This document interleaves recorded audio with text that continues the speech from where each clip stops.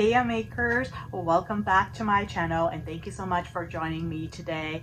If you are new here, my name is Sue and I am the creator behind my small crochet business called RobotSakura. This year, I've been bringing you along on my journey on wedding prep planning and prepping for markets where I bring my crochet plushies to sell. For today, I don't really have much of an update on wedding planning. We're still doing well in terms of our schedule and everything else is just a waiting game now. Some outstanding items that we need to check off our list is applying for our wedding license, but it expires in 3 months. So the earliest that we can apply for our license is probably on March 17th because our wedding is on August 17th. So that will be within the 3 months deadline before we have our wedding on August 17th to officiate the wedding license. So that's one item that we're still just waiting around to get done. One day I'll have to sit down and also work on writing my vows, but I still have plenty of time to do that. And I like to kind of gather my thoughts and really think through things before I actually sit down and start writing it. But that's really all I can think of right now in terms of some immediate things that I need to have done. I still have my dress fitting appointment that's coming up in June, so that's still a little bit of time away. This appointment is set for June 21st. I'm really excited to see the dress in person, and hopefully I can take you along on that journey too, because that's going to be a custom made dress. For today's video, however, because I don't have a lot of updates regarding wedding planning preparations, I came on because ever since my last market, I was so disappointed that I actually signed up for another market recently, and it was just this past weekend that I was accepted and I paid the fee for the table, and it's going to be a Mother's Day spring crafts market that's going to be held at a church that's just 10 minutes away. So I thought that was perfect. It's actually in my area, it's very difficult to find anything that is local. So if something local comes up, I do tend to try my best to attend as a vendor. A lot of these events are meant to support the community, and I just love meeting people local within my community and getting to know everybody. And I'm really excited for this market because funny thing is RobotSakura actually started at churches. So when we first started bringing plushies to sell at markets, our markets were primarily at churches. Last year when we were attending markets, we actually didn't get a chance to go to any church events to sell our plushies at all. So this is going to be our first market back at a church for quite some time now. So I'm very excited for this event and I really hope that it goes well. So the purpose of this video is to show you what I've been crocheting for the last couple of weeks. Not necessarily to prepare for this particular market, only because the last market that I had on April 10th at the university, the foot traffic was so low that I only sold 2 items. So I still have a lot of inventory left over just from prepping for that market. And if you didn't get a chance to watch that video, go ahead and click on the link below down in the description box so that you can see what that market was like. So I'm going to be showing you all of the items that I've crocheted in the last couple of weeks. They are in no particular order and they're not in the order that I've been crocheting them. They just happen to be the order that I'm picking them out from the bins that I've had them packed in. So the first thing that I want to show you are these cows. And I've been making a couple of these loaf cows. So I have one is this dark brown, and then I have one in the traditional black, and I think they're really adorable. I don't have any loaf cows in my inventory. I have mostly the cows that stand up, and I've had those items in my inventory for quite some time now. So I just wanted to add something a little bit different, but I love cows. So I decided to make these loaf cows. And all of the information about the pattern designer will also be included in the description box down below. So if you're interested in checking them out for yourself, you can go ahead and check that out. Oh, and I forgot one more cow. There's one more here. It's in blue. Next thing that I have here is a baby alien child, obviously inspired by Grogu from The Mandalorian or Star Wars. And I absolutely love this pattern. It's actually quite straightforward. And the only thing that you need to sew on are the ears and the head. But other than that, everything is pretty much all in one piece.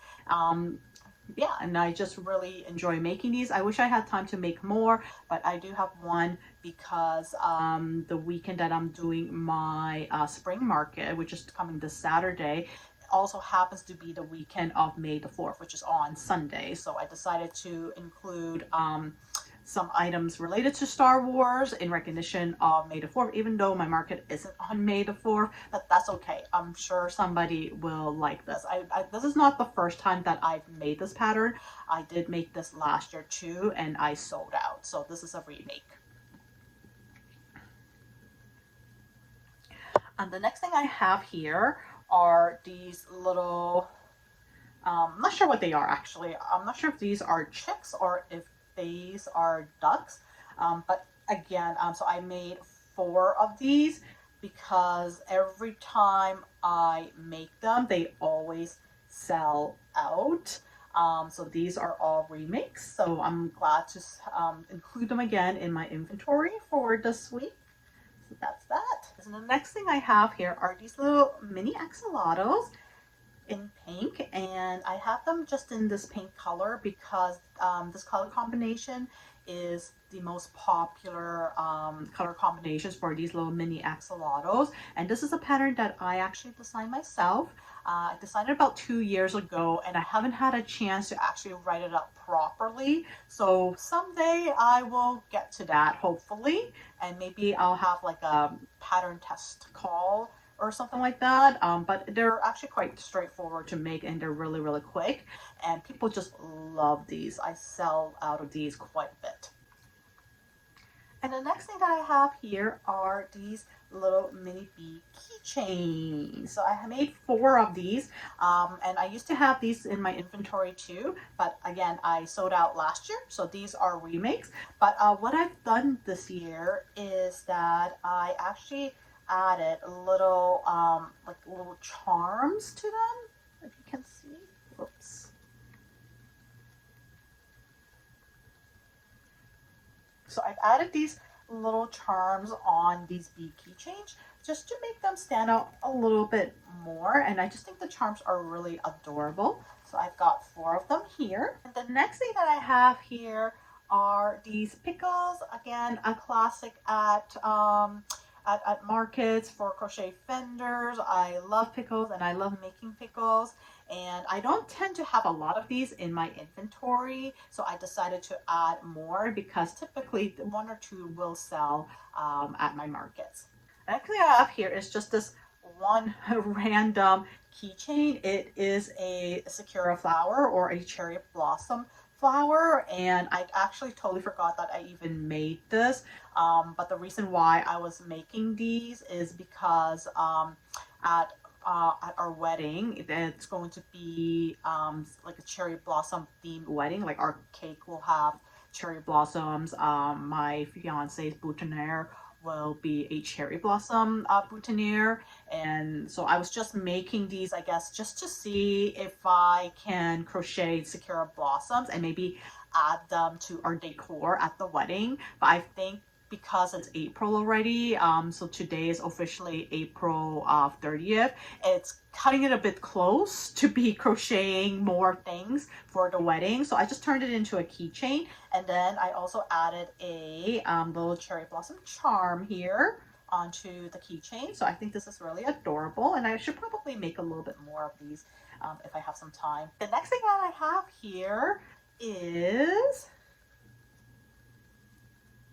this little guy here, and this is obviously inspired by the character Spock on Star Trek, and I'm not sure what inspired me to make this. I just felt like making a character, but I didn't want to make a character that was too deeply involved or too complicated. And Spock is one of my favorite characters from Star Trek, and so I decided to make this one here, and it came out looking really well. I love like the shade of the blue and his little like kind of like deep set eyebrows, and yeah, so that's that. The next thing that I have here is a Brontosaurus. He came out really big, and I'm not sure how I can fit this in the screen here, but maybe like that.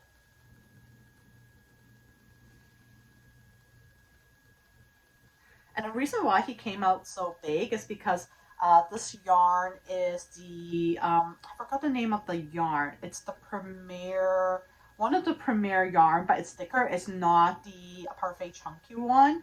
I think it's called Basic Chanel, I want to say. No, I think it's called Premier XL. So that's the reason why this came out so big, but I don't mind that because it's really cute. I love Brontosaurus. I've always wanted to crochet a Brontosaurus, and I never got around to it, and I had this yarn just kind of sitting around, and I didn't know what to do with it, so I thought making a Brontosaurus was perfect for that. So because the market this Saturday is going to be a Mother's Day market, I decided to crochet some flower stems, mostly roses actually. And then I also made these little like baby's breath so that I can turn them into bouquets. And yeah, so I actually had quite a bit of these last year too. And I also put them out during a market around Mother's Day, and the rose stems actually sold out. So this is a restock. So what I'm going to do is I'm just going to be turning these into bouquets for the market, and hopefully somebody will like them, or somebody's looking for a Mother's Day gift, and this would be a really great idea for a Mother's Day gift. So that's all I've made for the last couple of weeks, and what I'm going to be doing for the rest of the week is I have two more days before the market. So, and what I'll be doing is I think I'll just focus on making flowers and wrapping them up into bouquets, and if I have some extra time, then maybe I'll focus on crocheting some smaller items, like maybe more of the baby axolotls or the mini axolotls in different colors. So that's all for today. So like I said, I have a market coming this Saturday. So on that day, I'll also bring you along to show you my experience with that market. I'm keeping my fingers crossed that the market will be better than the last one in terms of foot traffic. I'll see you guys later, and I hope you all have a wonderful day. Okay, take care and bye. Heya makers, good morning. It is market day. It's May 3rd, and I'm very excited to bring you along for what's going to happen at the market for today. I just wanted to come on here and give a really quick update on everything that's happened so far.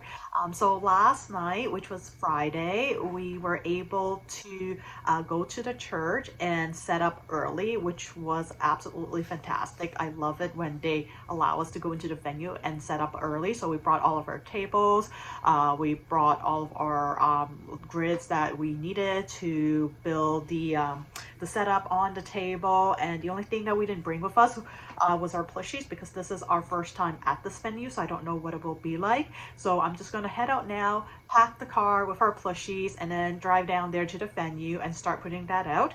And I will take you along with me and share any updates as I go along, and then I'll come back here and let you know how the market went.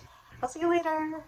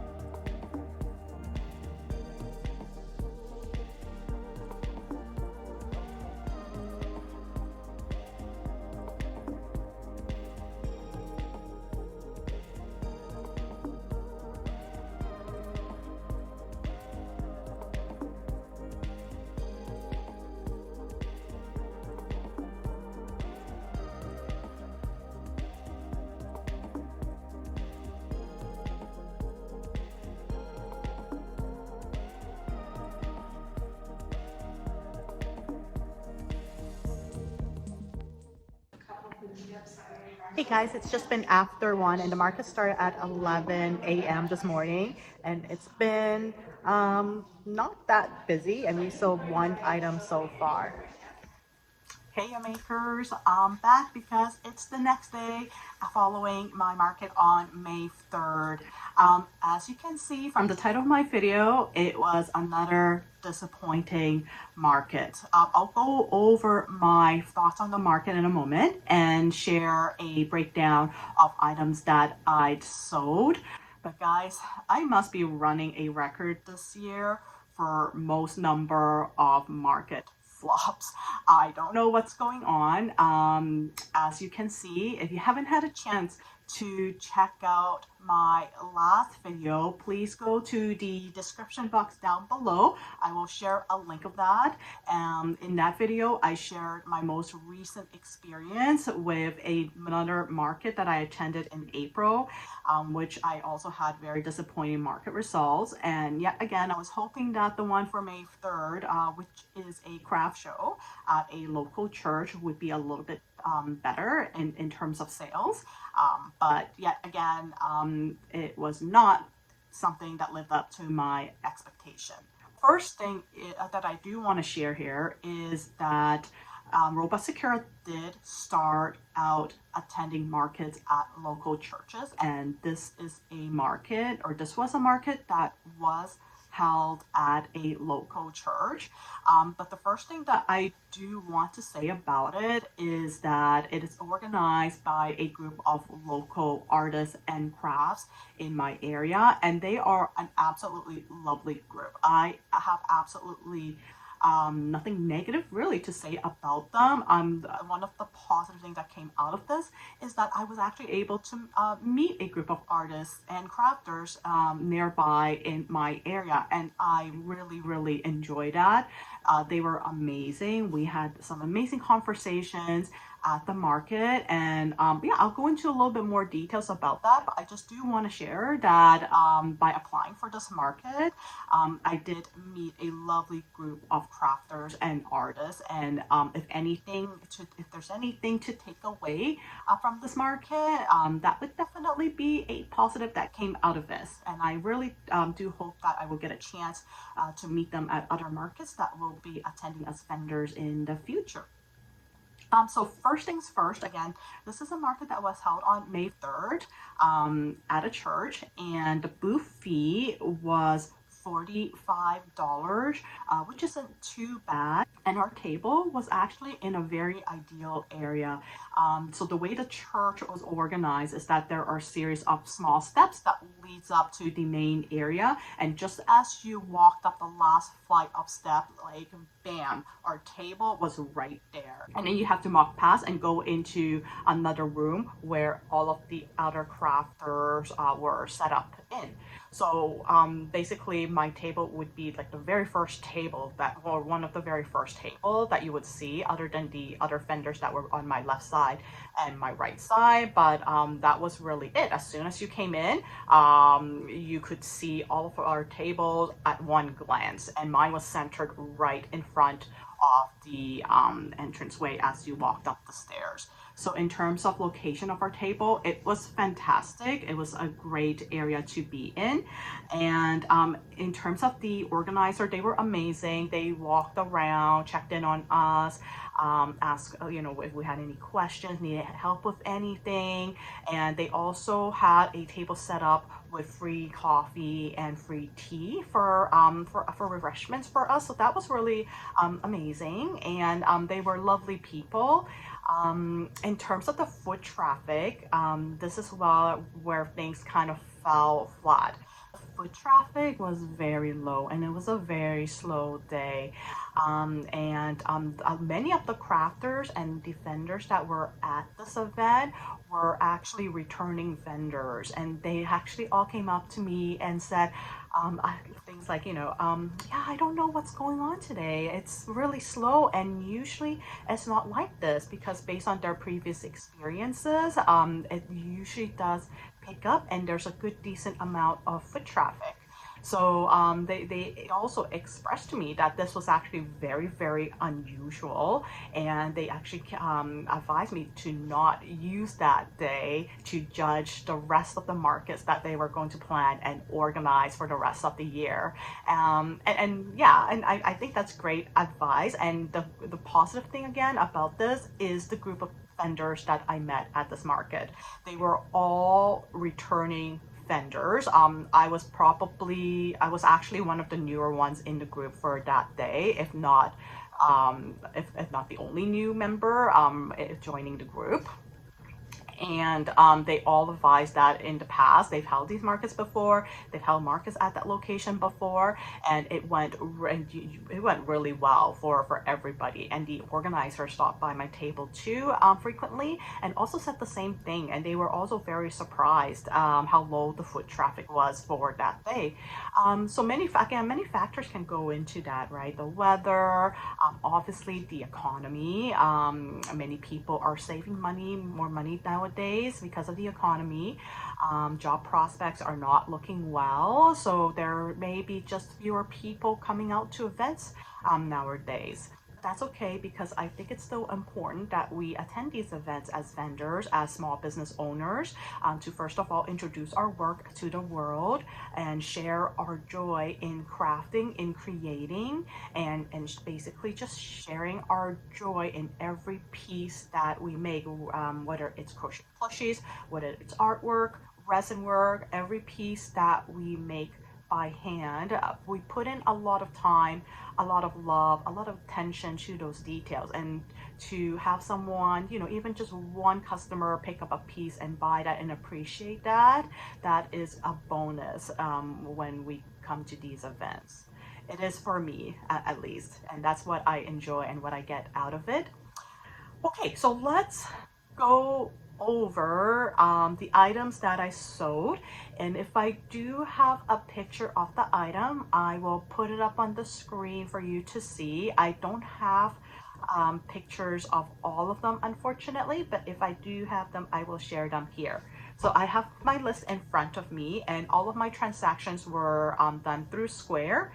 So the first thing that I sewed was a tulip bouquet, and I made a bunch of flower bouquets specifically for this market because it's the week before Mother's Day. And what I like to do sometimes in some of my bouquets is I like to crochet a little mini bee out of acrylic yarn and then glue it on top of a skewer stick, wrap it in green yarn, and then put that into the bouquet. And usually those ones are my most popular bouquets. So I sold one for $28. And then I sold a jumbo frog to my best friend's son for $80. I sold a white bunny to the same friend that attended the market that day. My friend has a young son and a young daughter, and her daughter bought a white bunny for $45, and she also bought a hair bow for $15. So I don't know what the Square fees are, but what I can say is that if my friend had not attended the market that day, I would not have made my table booth fee back. So because she attended, I was able to make my table booth fee back. So shout out to my friend Mai Lang. Her kids absolutely love crochet plushies, and they love supporting local. They're very young, they're 4 and 5 year old, but they absolutely love attending markets, and they just love supporting handmade. So kudos to them, and I did see them walking around the other vendors and then purchasing items from other vendors to them too. So I am so glad that they stopped by that day, because if they hadn't stopped by that day, I would actually not have made my table booth fee back for that day. So my overall thoughts about this experience is I would actually attend another market with this organizer again because I know that sometimes things can be a one-off, and they were absolutely fantastic people to work with. It's just unfortunate that that specific day, and for whatever reasons, the foot traffic was low. And to give you an idea of the foot traffic, my best friend's children were from what I can remember, were the only children that were at that event. Some adults, brought their babies and very young toddlers, but in terms of children, there were not many children who came with their family to attend that event. So, and as you know, I make crochet plushies. So my main target audience are children and young adults. And for that day, because the clientele who attended the market, in terms of the population of clientele, there weren't many children and there weren't many young adults. So obviously that decreased my exposure to my target audience, which obviously would result in decreased sales. But I don't feel discouraged from this. I am going to obviously keep going. I do have more markets lined up for the rest of the year, and I do have hopes that one of these markets will finally meet my expectations. So that's it from me for today. I'm sorry that it was not another market success to share, but keep watching and maybe we will finally have a successful market to share here on this channel for the year of 2025. But it would really help me if you hit the like button, subscribe to my channel, share this video, and put in your comments, put in the comment box and let me know, have you experienced back-to-back market flops before, and how do you handle that? Do you have any tips, advice? Do you talk to the organizers, for example? Do you just maybe not try attending similar markets in the future with the organizers? Is that a wise choice to do, or should we consider, looking at sticking with events that we were successful in the past? Because I do love trying out new markets and I do love expanding in that kind of way. And I'm in a very fortunate situation where I work in a job that supports me in a way where I can do this. So a lot of markets that I do attend, the table booth fees actually typically don't hold me back. As long as I feel that it's a great market to attend in general, I will just go for it. It's very rare that a table booth fee will stop me. As long as I can fit it into my schedule and I feel like it's something I can prepare well for, I'm all in for it. So I'm very fortunate in that manner. I've attended markets from, where two table booth fee range from free all the way up to maybe about $400 is probably the highest amount I've ever paid for one day at a market. I may be remembering that number incorrectly because it's been a while now, but I guess what I'm trying to say is that at the end of the day, how do you look for markets? How do you decide, like, what are some factors that factor into deciding which market to apply for? I would love to hear your thoughts about that. So if you can maybe leave some comments for me below, that would be great. That would help out.